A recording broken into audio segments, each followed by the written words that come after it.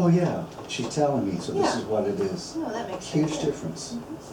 I mean, I've always known that, but that really graphically gets your attention. Because That's what did good. she do on her own when she was trying to figure things out and make sense of it? What'd she grab for? The manipulative. She was like, okay, well, if this is here and this is here, and she tried it out, and she was able to kind of figure out. Yeah. What else? Still what? I think too that how adamant she was about certain things based on a picture she had seen. So they are trying to make connections. So they're either going to do it on their own and probably not do it correctly, or you're going to create the experience for them so that they Okay, speaking of math and that, at a young age, when you get a concept, it sticks and is solid. And if Right they're or teaching wrong. the wrong concept, you have to literally unteach it and then reteach it. So it's double the energy to correct a wrong concept than it would be to teach a new blank mind. And sometimes that happens where if the teacher is not well informed, or as we'll say, not as good a teacher as they need to be, and they're teaching the concept incorrectly, that's something that sticks with those kids. And then I know, because I had that in math when I was a kid, and it took me forever to get over correcting that. I don't remember what it was now, but I remember I kept wanting to go back to the old way that I was taught, and finally realized that doesn't work. The same thing is true of teachers, though. You've heard the saying, it's hard to teach an old dog new tricks. And it's hard, remember the 170 hours we talked about? That's why. Right. It's hard to change our habits. Wow. How did you put it? You have to push students into their Cognitive imbalance. cognitive imbalance. There it is. Challenge, you have to the instructions should challenge the misconceptions. And it should challenge it in a way that you saw was done with Heather at the last there. So you're saying this, show me how that works. And being pushed, because she was able to pretty much say exactly what the teacher had said, using the vocabulary and all of that, but when really pushed, it really forced her to kind of reason it out and think it out and try to make sense of it and try to pull from all of her different sources. The other thing that I thought about, and this is from astronomy is an area I know least about, so I'm not saying this from an educated perspective, but I knew the problem with the analemma. I knew that, but I'm thinking, why does a student need to learn about the analemma prior to the 8th grade even? And so I had a conversation with Laura, who's our geology instructor, who's a former petroleum geologist. And the Hertzberg-Sprung, Oh, the HR diagram? the HR diagram that's in the 8th grade text, because we're talking about streamlining, I said, Laura, that is so left field from everything else that's in the 8th grade or science content. Do they really need to know it? And her immediate answer was, oh, absolutely, yes. We haven't had the conversation further, because I think that she'll probably be on the streamlining team. But it's those kind of conversations that you need to have. What is it that students really need to know? What do the standards say? And I don't know, do our national standards say anything about students needing to know HR in K-8? I don't know. But, you know, that having that kind of suggestion, you might disagree with it, but at least you know what the experts are recommending. Were the TEKS written to with the national standards? Yes, the old ones. These are science are 09. So they were written with the benchmarks for science literacy. In fact, you see in some cases the exact same language in there. In the National Science Education Standards. Science TEKS were written in 09? God, it doesn't seem like We it's are, that long. we are way out of cycle for instructional materials. The last instructional materials funds were not spent on science, they were spent on math and technology. And so science really is hurting for instructional materials. And they're not scheduled, they did have them on a cycle, on a scheduled cycle, and the last one TEA presented, they're gone. Really? Yeah, so we have no idea. They're doing this streamlining, which is not the same thing. We cannot add anything to the TEAC, so I'm thinking, how can you correct the mistake in 5th grade on investigations? You have to add descriptive comparative. But I'm gonna make a recommendation because it's K4 and it's 612. And 5 is the only one it's not in there. So I don't know where that's gonna lead out. Yeah. But I mean, I don't think there's too many TEACs in science, personally. There's way too many in social studies, but the state board is practicing on science to get ready for a really tough issue with social studies. But when we were writing the 09 TEACs, we took out names, we took out dates, we streamlined then because we were told to. So I just don't think there's much in science that needs to go, except maybe calculate density. Does the national standards, do they have the dates and names that you took out in 09? No.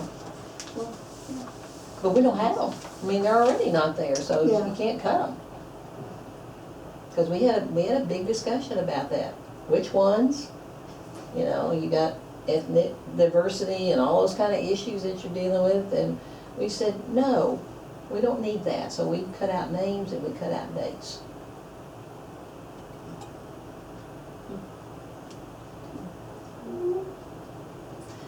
Just the last thing that I wanted to say about the misconceptions is how do you plan a lesson to push students to move away from a misconception if you don't know what they are?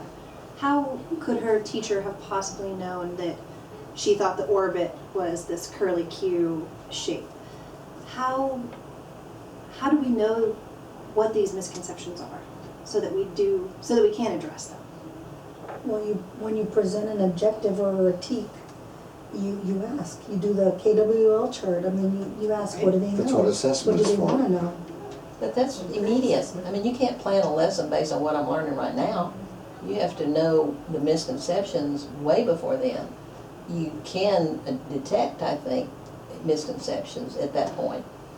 But I don't think you can wait till do a KWL at the beginning of the lesson.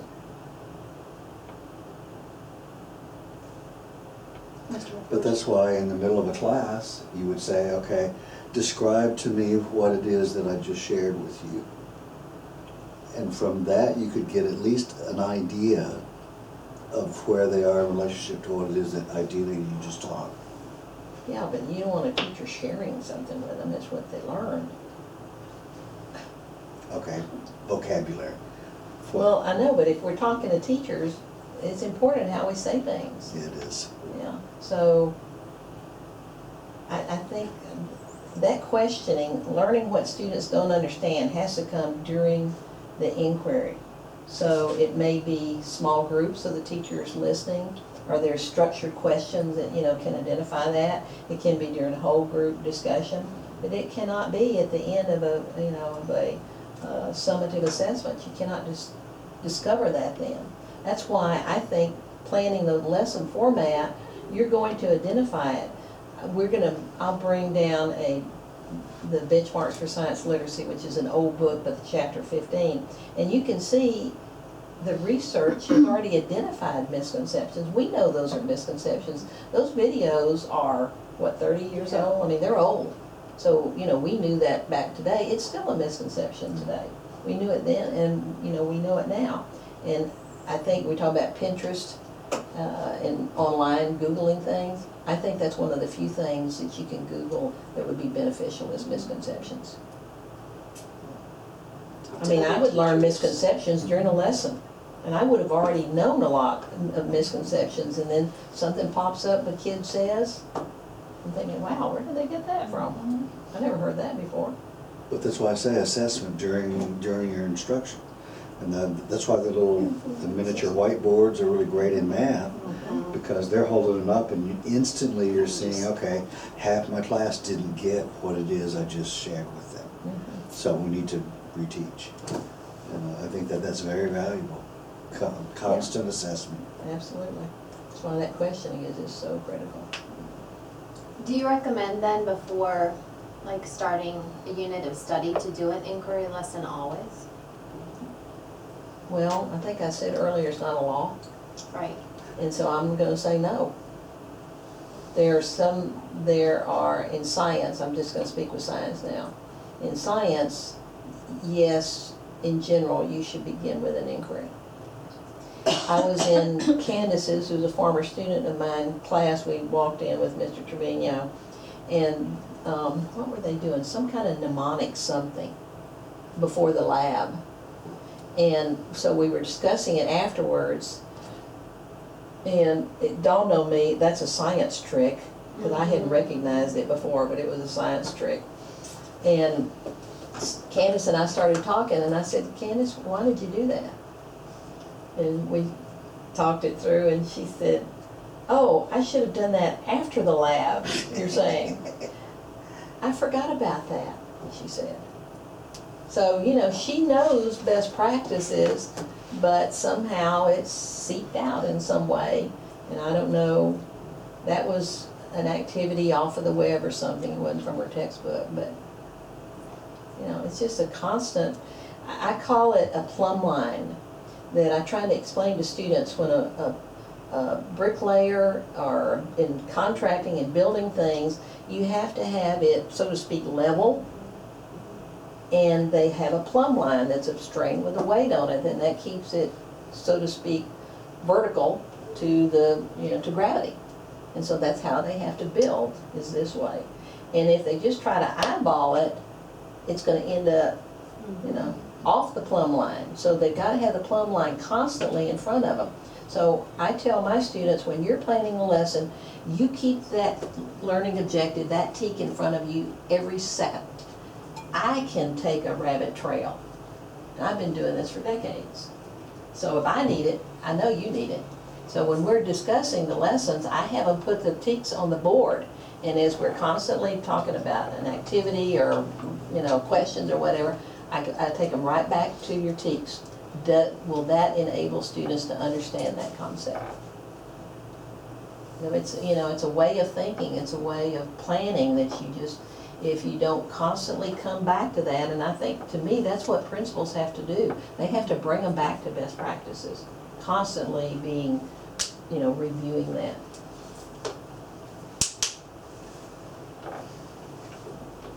That makes sense? How are you gonna do that?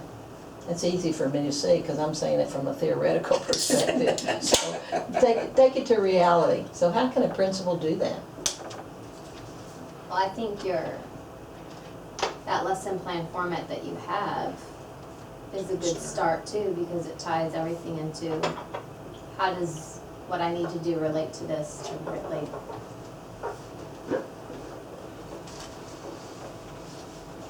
But it's something that also should be spoken to whenever you have in-service or planning times with your teachers. It's certainly something that you can go and speak to them in mass, but also, for me, I've gone through the classrooms almost every day, and I will see those things, and that's when I speak to the teacher. Say, hey, during your conference, come and see me. And they know that I'm not keeping track, and, Right, it's not a gotcha. This is not a ding, this is not I'm a gotcha. This is, okay, how can I help you improve your teaching skills? And they know that because they've seen me do that on a regular basis and it not be reflected on their T-tests now, not PDAS. Right, which we are going to get into T-test tomorrow. God help us all. Anna, you want to share what you've done with this? What'd you tell us you want us to do for you? other than bringing it down to the lower grade levels. No, I'm talking about Amen. this. What did you tell us you wanted us to do with this? Oh, I wanted for her to blow it up and, 12 by 18 size poster so that, and it's not for the kids, it's for the teachers as a reminder by wherever they sit to plan or something they could look at every day to remind themselves that when it's a start of, like a teak that hasn't been introduced, or even if it's a review teak of previous grade levels, start with the concrete, go to the tutorial, and onto the abstract. I want a visual reminder for them. 'Cause How they claim to how be would that visual. work for ELA? Does this work for ELA? Well, to me, the concrete is bringing them their experiences. So, because no matter if it's comprehension, if it's context clues, no matter what it is, you have to make that connection to what's real for them, what's real life for them, so to me, that's the concrete, is make it life applicable to them, so. Okay. And so it's still their experiences, then pictorial would be like even pictures and the story sequencing pictures out. Now, there's a lot of real world you can bring into ELA. Okay, I don't know, I'm just asking, because I don't want this be a silver bullet like we say others are. I don't want this used this way, I don't want it misused. So that's why I say, I don't know about ELA, social studies, other disciplines, I know science and math. I would name it like the concept is kind of the same, but I wouldn't name it the same, because I would say. You wouldn't name it concrete, is that Correct. what you're saying? Yeah, Okay. not for ELA, I wouldn't. Yeah, well, and we're actually gonna change this to 3 STEM lesson planning principles. Good. So that edit has already gone in there. But as I said, I don't want it misused like we see other silver bullets are. And like in language arts, oral development is so key to all the other components of language arts. So a lot of it is going from your experiences to being able to speak about it and share about it to then be able to do it. Okay, well, let's look at this, the back of the page there where it goes from known to the unknown. And I hope y'all are linking it back to the meta-analysis. So if we think about the meta-analysis, there's consistency with these 3 lesson planning principles. So we went from concrete, pictorial, representational to abstract. And Sarah, I do have the new form in mind. I was wondering about that. Yeah. And then move from known to the unknown. So if we think about the meta-analysis, what part of that meta-analysis tells us that moving from the known to the unknown that will improve student understanding in science? Isn't it the enhanced context? Yeah, You're you wanna read relating that it for to their us? previous, sure.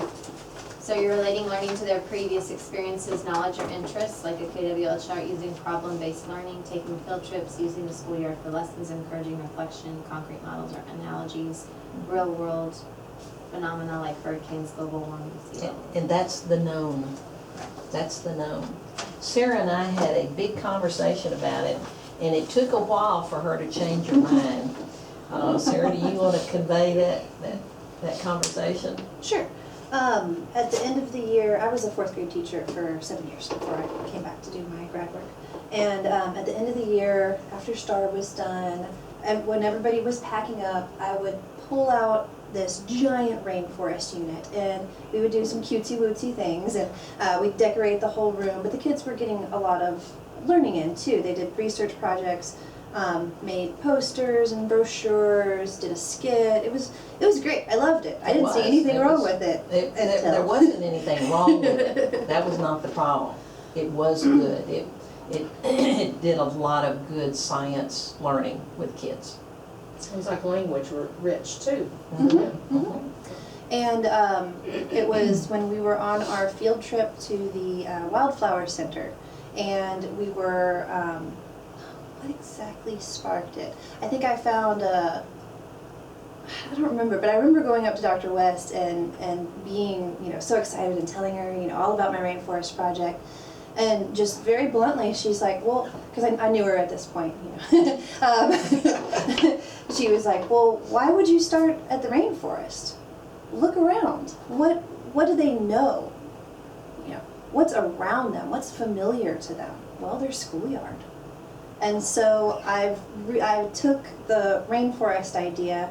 I was in a PBL class last semester, and I couldn't let the rainforest part of it go. I kept trying to figure out how to, you know, incorporate it in there. But I did a lot of the exact same learning, but starting back at the garden that they were going to be building on their campus. And so I started with the known. I started with the familiar. I started with what they see every day, they can walk right outside their door and experience. And I was able to, I think it ended up being a 6-week PBL, but there's a lot of good stuff in there. And you have access to it? Yes. And was able to start with the known and then move into other ecosystems such as the rainforest. And she had a really good point. You know, this is something that's halfway across the world from them, something they've never experienced before. And they may never. And most likely, Yeah. won't. Because I've Not even that talked to degree. some of my kids at my campus, and they're like, they've never been to the beach. That's so much closer Right, than the rainforest, and they've still exactly. never been there. Exactly. So that just So it wasn't really that the helped. rainforest was a bad idea, it was just, should not be the first one. Starting point. And actually, Sarah's building that on a unit that I do as a PBL example that I call Landscape for Learning.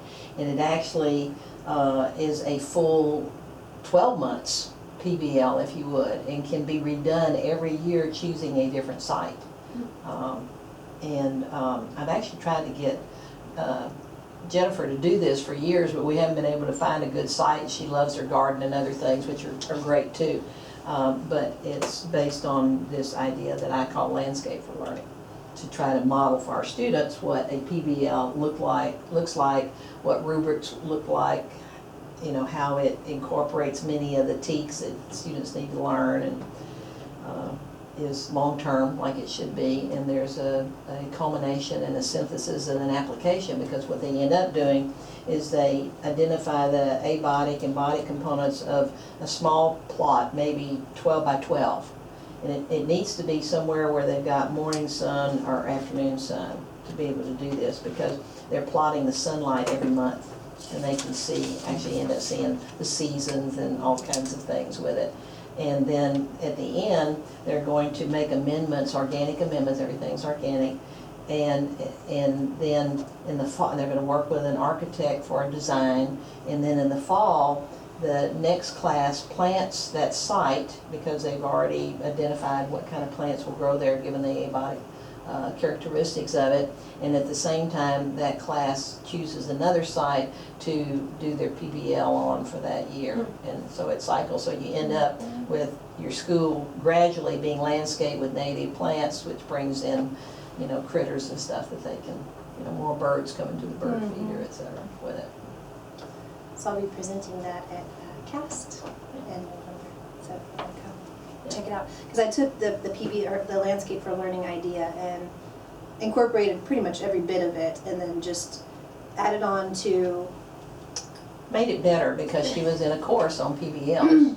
And I actually haven't seen it, but I'm anxious to see what she added to my basic idea that made it better, because I'm going to learn from it. When is CAST? Is it in November? November 10 through 12, I believe. It's neat because we have that going on out here. There's a half circle out there made of rock, and they've tagged each of the rocks as to what kind it is, and then they have the plants Actually, surrounding here. all of that. All of this is It's native like, plants. how great is that? Oh my gosh. And sure enough, they have a class out there that's Yep. tagging it, and looking at it, and identifying it. It's like perfect right here outside your door. So if y'all would, read through the known and the unknown examples there, moving from the known to the unknown, and I'll ask if you have any questions about that before we move on.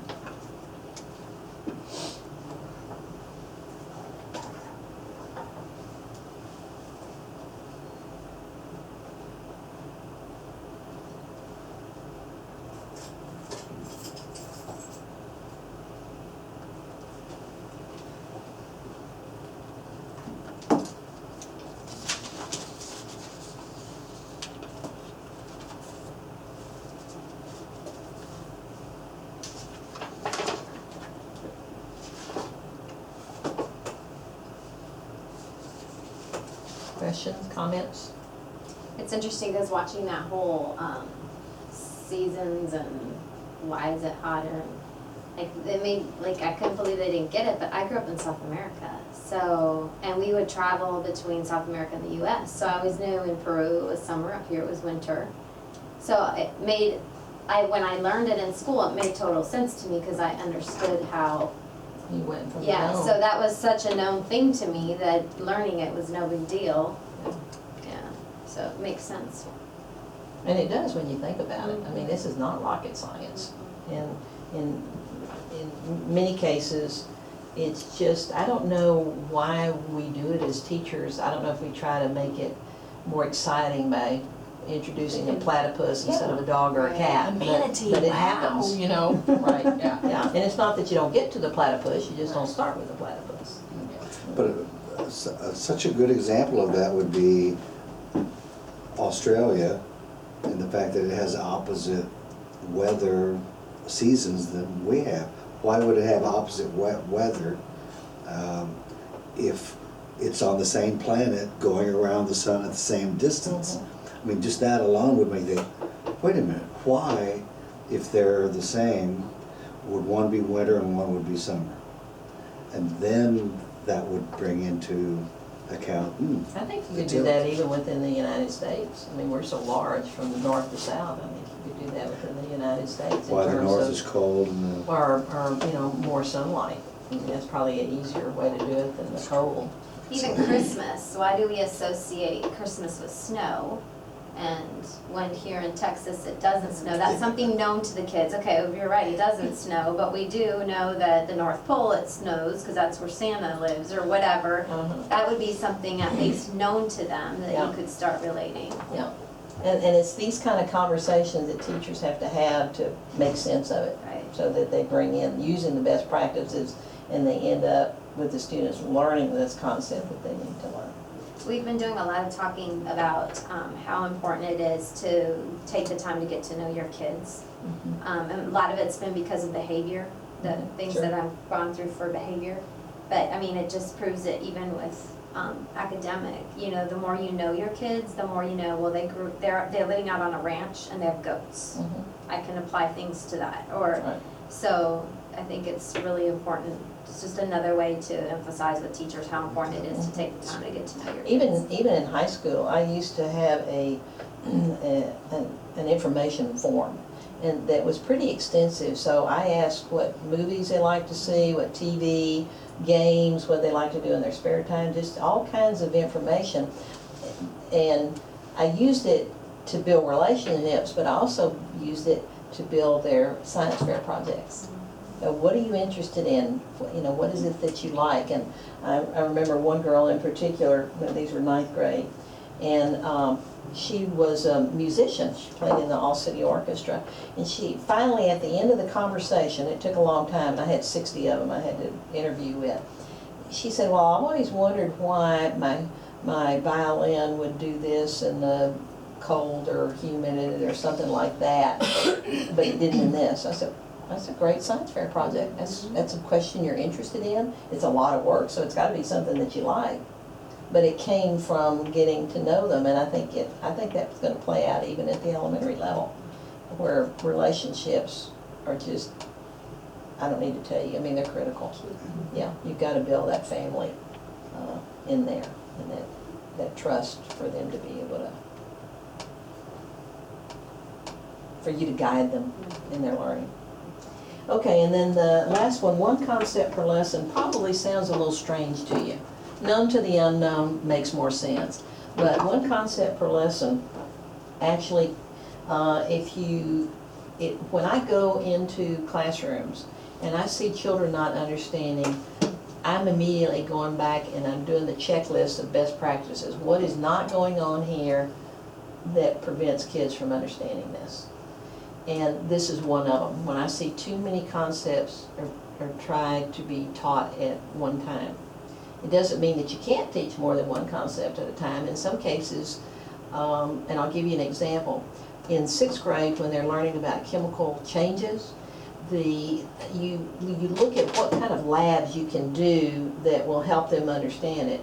And there's no lab or no activity that I know of that will just demonstrate one change. It will either be a color, it will be production of a gas, it will be a heat or absence of heat that will occur. So they're gonna occur at the same time in this lab activity. So in that case, we don't try to just teach one of them because it's confusing because they're gonna see two things happening. So in general, you want to teach one concept at a time, and many of the science teams have more than one concept in them. So you don't teach that whole text. You break it up. Yeah, as, you know, as appropriate. So again, it's not a law, but in general, that's what I see when kids don't understand. I see some violation of best practices, including this one. That's because science has 300 teeth. Oh, that's right. I forgot about that. Too many. So what, because it's my understanding with TEKS resource, I didn't look a lot at science, but they teach a lot more than even one TEK at a time. Am I right? I didn't look at science. I don't know that. I tell you what I looked at. I looked at their YAGs, and it's kind of typical march through the TEKS thing. I looked at one of their safety, and they did not have eye protection that they should have, so that would be a concern. Eye protection is the most critical yeah, thing yeah. that I can think of in safety. And they're, you know, children's eye, eye goggles that are splash proof. Thank you. They only had one type of investigation, which is Right. which is incomplete, not wrong, it's incomplete. They don't have lessons. The C-scope lessons were not bad. I don't know if, Well, they followed the 5 E's, didn't they? well, they all did, which is not good, but the lessons were pretty well developed. So you could take what they did, and if it shouldn't be an inquiry at whatever point, you could change it. It just had a lot of good basic, stuff in there. But they're not available to you now. I've forgotten what else I looked at. I'm gonna try and look at it tonight, because I looked at math, but I'll try and, Well, I think it's pretty consistent all the way through. I haven't looked at the math very much. Of course, I looked at the science more. And I actually printed them out. Sarah, if you'll go into my office and look toward the door on the file, the shelf there, it says C-scope. Okay. And it's either in that book or it's right next to the book, so bring the book and any pages that are separate from that. Okay. So I printed out some of it to look at. And actually what I want to do with your guys is I want to sit down with the system and go through it, so help them understand it and, what they really should look at and pay attention to and use, because it has some useful stuff in there. It's not that it's bad. well, they do all list the misconceptions. That's already in there for you too. Right. Yeah. And the PLC, the first PLC group is getting together like mid-June-ish, no, July. July. Like 19, After 20, they get through with 21. us, yes. Mhm. So that's what I'm hoping, that your guys will have time to look at all of that, and they'll be better prepared when they go into your meeting. Yeah. Which teachers are going to be, It which was teachers? just Linda just sent an email saying that Oh. she's gonna send all the teachers an email. Okay, But did she only send that to me, that showed her whole document? Yeah, Because I wanted to look yesterday and see which teachers I had put down, just to make sure. maybe because I don't remember which teachers I suggested. It doesn't matter. Oh, yeah.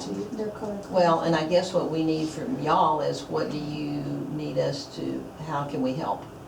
How can we help looking Or, at? do you wanna go It's sit in on the scoping. planning meetings? Oh, I would love for you to be No. part of the professional learning communities to guide those discussions, but. Well, what I'm hoping is that the mixed teachers have enough background, and you guys have the background that you can do it. We don't have time to sit at every PLC. No, you don't have time to, but you have an overview, and you have snapshots of things, and, you can look at, you can compare I it can with see best Jennifer Licker practices taking too. my lead. Right, and I just now have one person coming in, so like, you have trained people already. Yeah, and Jennifer's been part of the program for a long time. She'd be a wonderful person to. Yeah. So that's what we need from you guys, is to tell us what you need for us to do. I mean, we have our own ideas, but it needs to be a team, what is it?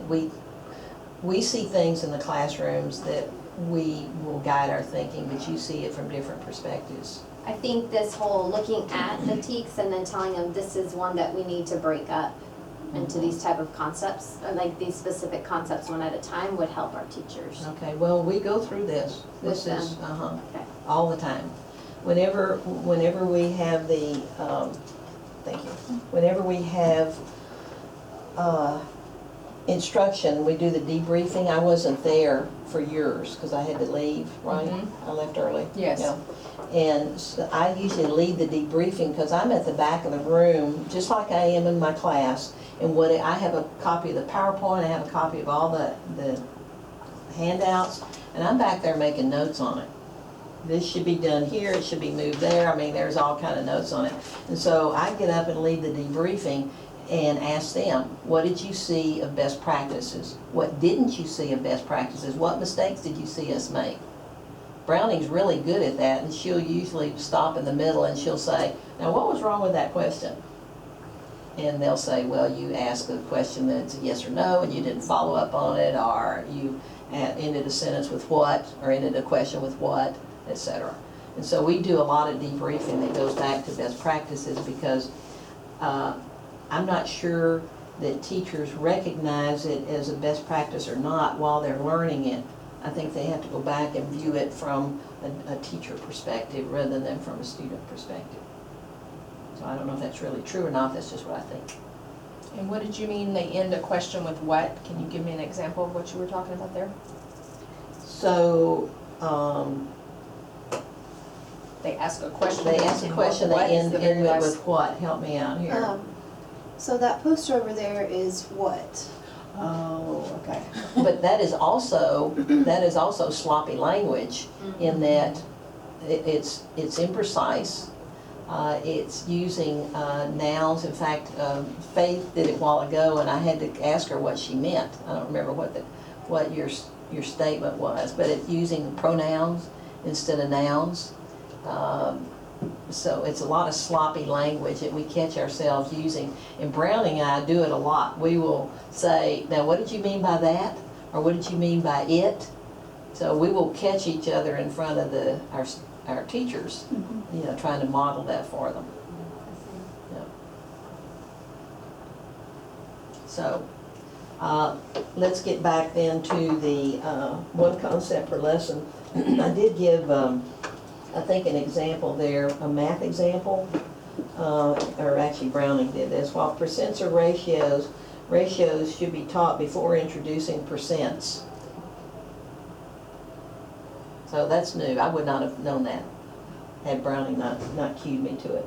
So the idea about one concept per lesson, I think I gave the example of natural selection, or in the chemistry ones, that there are actually two concepts there, that protons tell the identity of the chemical and the valence electrons tell the reactivity.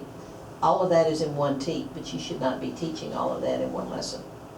You're going to scaffold it. They're going to learn one, and then they're going to learn the next one, and then the next one. And then in my course, I try to explain to them, and sometimes with the TEKS, you'll have concepts that are equivalent, so it doesn't matter if you teach this one first or this one first, but these have to go before you teach this one, so that they understand that, you know, there's some flexibility. It's not as rigid as 1, 2, 3, 4 scaffolding. Like that. All right, and then the next one that we had were, where are we here? We've kind of already talked about the horizontal alignment. Yeah, we've already done that. So is there, you had several questions about that. Is that pretty clear in your minds now about how the math has to be learned before the student uses it in science? Sarah, where is the integrated science and math indicators? I thought it was the very next page. But that must have been under that page. It's pink. Oh, here's another one that we have. A rule.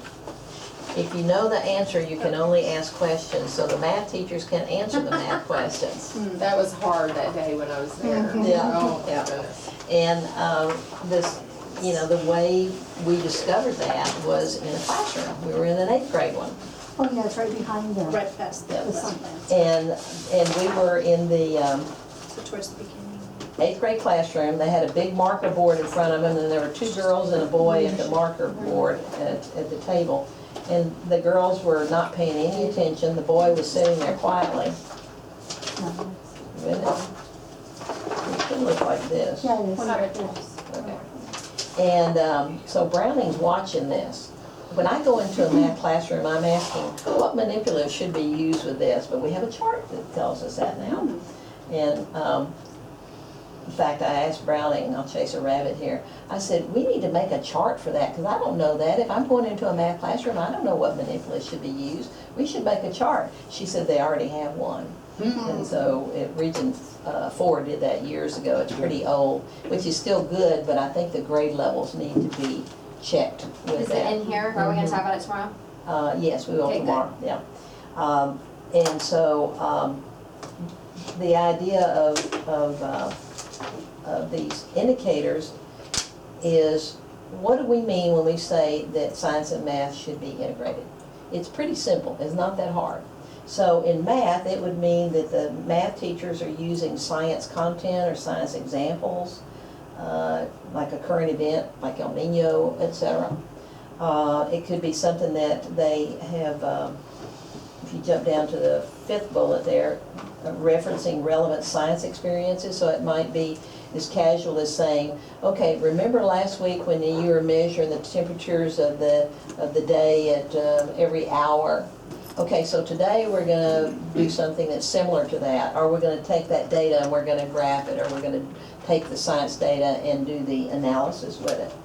It also means using the proper language.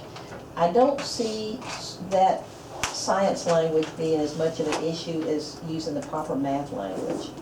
So, you know, as we go through, I'll probably get some more examples in it, but I don't see that as much of an issue. Using science equipment.